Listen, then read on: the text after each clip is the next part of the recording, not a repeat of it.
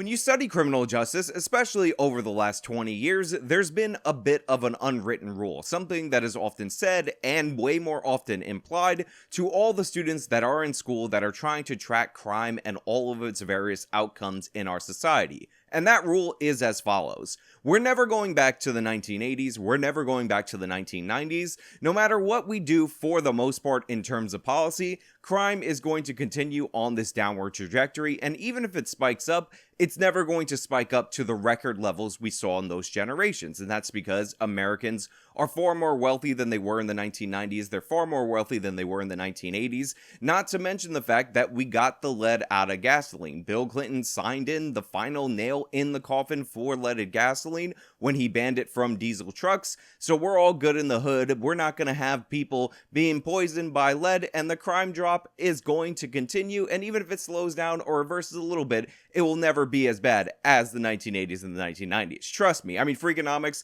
has that whole book about how, abortion, or the section in their book, and it's also in their film, how abortion was legalized and all those unwanted kids weren't born and they didn't grow up to become criminals. So maybe that's a part of the reason why crime is just not going to go up the way it was. And I have to be honest, while I was in school, I did actually believe this to be true. I did believe that the other factors that were leading to the crime spikes throughout the 80s and 90s were much stronger indicators, and the fact that those were going down meant that crime would not go up. However, I was given an absolute shock recently when I discovered that the city of Philadelphia has record high homicides, record high in the year 2021, and on pace for a new record in 2022. We're going to talk about this, but first we're going to have to go back to an older form of money and hedge against inflation with this sponsor transition, long-term sponsor of the channel, Noble Gold Investments. Over the years, you probably tried a bunch of different investment vehicles, whether that be individual stocks or trying your hand at the crypto market.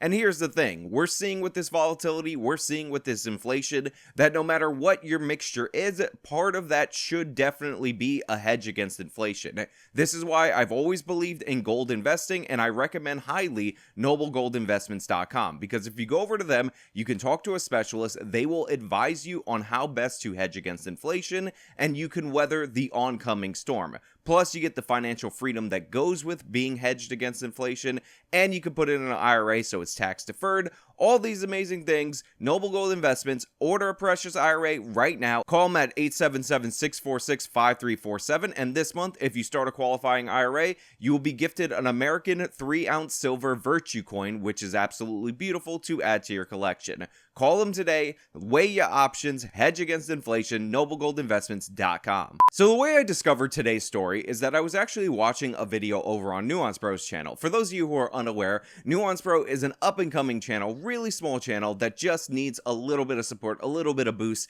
to get back into the game. And he recently did a video talking about the crime wave in Houston and explaining what was causing that. But in a throwaway line throughout the course of the video, he mentioned that the city of Philadelphia is experiencing record homicides in the year 2021, and again, they're on pace to either match or surpass that in 2022. And I was shocked by this. Again, the premise that the major crime wave was over and is not coming back is broken by this, and what's even more shocking is this all appears to be the fault of one man, and that man is Larry Krasner, the district attorney. Now, I'm going to recommend that Nuance Bro video in full because he's talking about the city of Houston, but we're going to focus primarily on Philadelphia, which was not covered super broadly in there, and talk about the numbers and how insane that city is. Now, the first thing that you need to know about the city of Philadelphia is that the reason they're having record spikes in homicides is not due to a growing population. In fact, the population peak in the city of Philadelphia was around the 1950s,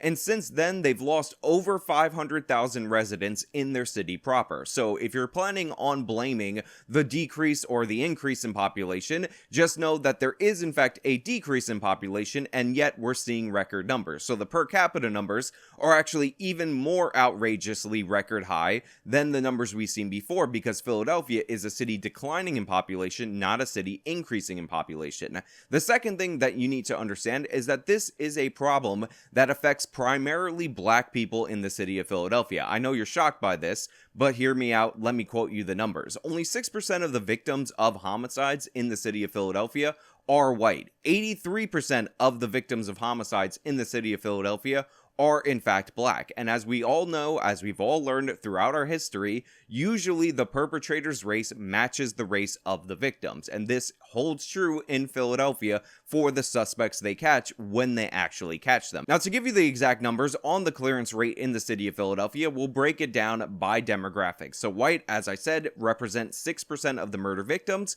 but 63% of those homicide cases are actually closed. Black people, 82% of the victims, but only 33% of those cases are closed. So since the black numbers are significantly higher than the white numbers, this means the overwhelming majority of murders in the city of Philadelphia are not being closed. And this is a problem for a multitude of reasons. But the important question is, why is this happening? Why are homicides rising, and why is the clearance rate dropping? And to be clear, in its most simple, basic form, the clearance rate is dropping because the homicide rate is rising super fast. However, that does not necessarily mean that just because there's more murders, therefore we can't expect the cops to clear more than 33% of these murders. The cops are actually having a lot of trouble dealing with witnesses in these specific cases. And one of the reasons why they can't deal with witnesses in these specific cases is because Larry Krasner has essentially sent the message to everybody in the city of Philadelphia that if you testify against the criminals in your neighborhood, you are not safe, you will not be protected, and there's no guarantee that your testimony, even when it comes to a murder, will result in a long-term sentence or the heavy charge that murder should be associated with. They're not doing their job at the prosecution's office, and that is what is driving up the homicide rate in the city of Philadelphia.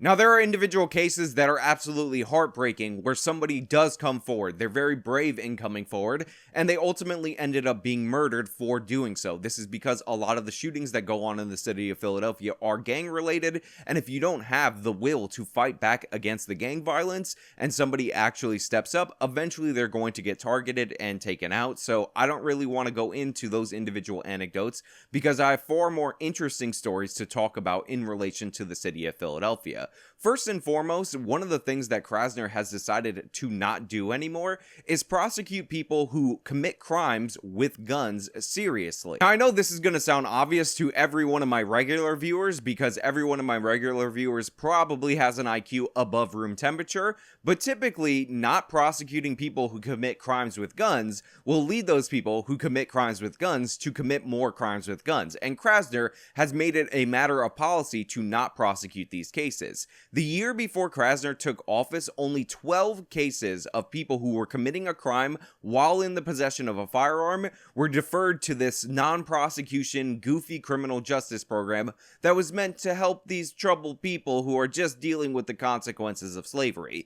Krasner's first year, he upped that to 78. So you have 78 people who, by the way, again, already have shown a pattern of committing crimes with guns, not being prosecuted and given the enhancement that typically comes with committing a crime while in the possession of a firearm, but being diverted to a non-prosecutorial agency in the city of Philadelphia. Now, the reason Larry Krasner's office is doing this, the reason he's running the prosecution's office like this, is obvious. He's one of these Sean King, George Soros-backed district attorneys who was a public defender before he was a district attorney, who never had any interest in prosecuting crimes at all. In fact, Krasner was uniquely notorious in the city of Philadelphia because he had sued the police department of Philadelphia 75 times throughout his time as an attorney working against the criminal justice system. Now this guy has the power and he's implementing his agenda on the side of the prosecution, and it's resulting in horrible, dangerous precedents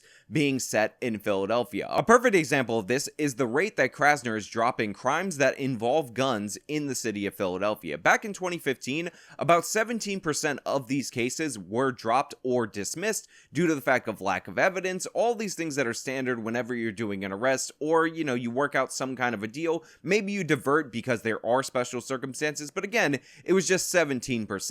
Now that number is 65%. So if you get arrested for committing a crime and during the course of committing that crime you are possessing a firearm, there is a almost 2/3 chance that the charges will be dropped or dismissed by the district attorney. This has a huge impact because, again, if you're already bringing a firearm to your commission of multiple different crimes, the likelihood that you're ultimately going to end up shooting somebody with that firearm and killing them is exponentially higher. But Krasner is going out of his way to release 2/3 of these people back onto the streets without even so much as a plea bargain. And the plea bargaining thing is also staggering when you look at the numbers. 2015, there were 376 gun-related guilty pleas in the city of Philadelphia. This is pre-Krasner. In 2020, there were only 148, while gun crime is soaring. This is because people know that the consequences of carrying a firearm while you're committing a crime are being eroded, so they do it more often, thus leading to more gun crime,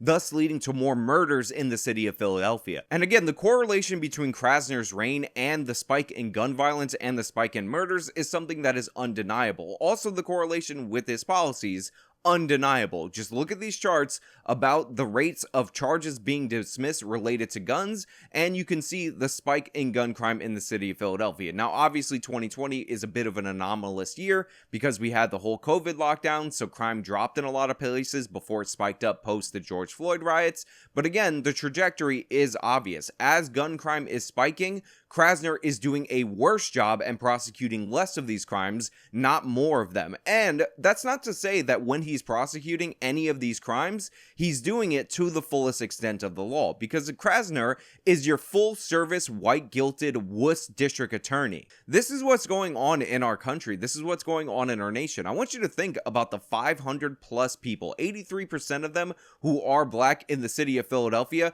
who are being murdered at record numbers, and how this is just normalized in the city of Philadelphia. How the district attorney says he's fighting racism by letting an ever-increasing amount of black people die on his streets because, again, God forbid, we wouldn't deal with the systemic structural racism. I want you to think about this every time somebody brings up George Floyd. I want you to ask yourself the question, how many black lives are worth it because the video of Chauvin kneeling on George Floyd made you feel bad? Did we sacrifice enough people on the altar of fighting systemic structural racism at this point? Or do you want to talk about random white women arguing with black people, the greatest sin in the United States of America, and the videos that come out of that? You want to call people Karens? Or do you actually want to save people in your country, your fellow citizens that are dying on the streets of our cities that happen to be black? If you're going to have a movement called Black Lives Matter, is that about Patrisse Cullors having fancy parties with charitable donations? Or is it about actually, preventing the murder and killing of black people? Or does it just not matter when it's on the streets? It only matters when it's by a white cop specifically, and we can twist and edit out facts to make it seem like it's the worst thing ever.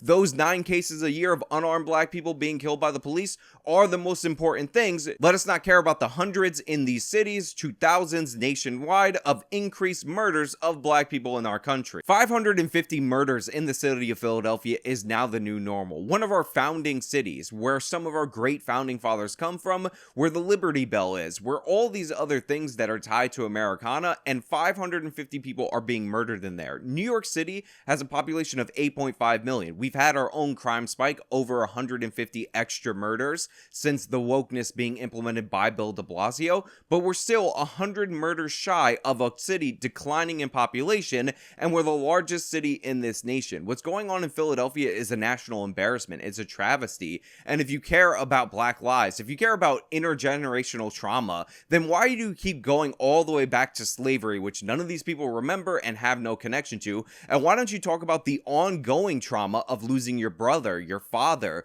losing your friends multiple times a day? More than a black person is murdered every single day in the city of Philadelphia right now, and we're talking about the crimes from 400 years ago. Think about how insane that is. Think about how crazy that is. But that's the district attorney's philosophy. That's what Soros is paying for. That's what Shaun King is campaigning for. And the saddest thing is, it doesn't have to be this way. It never had to be this way. It's one of the most basic concepts in criminal justice, in policing, that if somebody is committing robberies or other crimes while in the possession of firearms, you don't put that guy back on the streets and think nothing's gonna go wrong with that situation. You don't dismiss 65% of the charges in those cases because you're trying to fight institutional slavery in the very Confederate city of Philadelphia. Somebody gonna mention redlining in the comments? Is that the number one concern? Remember that story about the black dudes who were asked to leave a Starbucks and then the police came came and they said, hey, we didn't want to arrest you, but please leave. And they said, no, you're going to have to arrest us. So they arrested them for trespassing. Is that the most important story in the city of Philadelphia? What Starbucks did with the bathroom policy and not letting them stay in the store? Or are we going to talk about the murders? Honestly, just thinking about what's going on here is depressing. And I'm a New Yorker, and I want to root against the city of Philadelphia, but I want to root against the city of Philadelphia because I want to root against the Philadelphia Phillies, the rivals to my New York Mets. I don't want to root against the people, my own citizens in that city. I want them to prosper. I want them to do well. I want them to be able to send their kids to school, I know, call me crazy, without them being murdered in gang violence. And when somebody does commit a crime, a serious crime, and they need to be removed from the streets, I want the district attorney to be more concerned with victims rather than equity and who's getting prosecuted for what crimes, even though these crimes are wildly, insanely disproportionate. But hey, those are just my thoughts. Let me know your thoughts down in the comments below. If you liked the video, you show me by leaving a like, subscribe for more content, follow me on all my social media, support me via the support links in the description box of this video. This has been me talking about Philadelphia's record homicides. Till next time.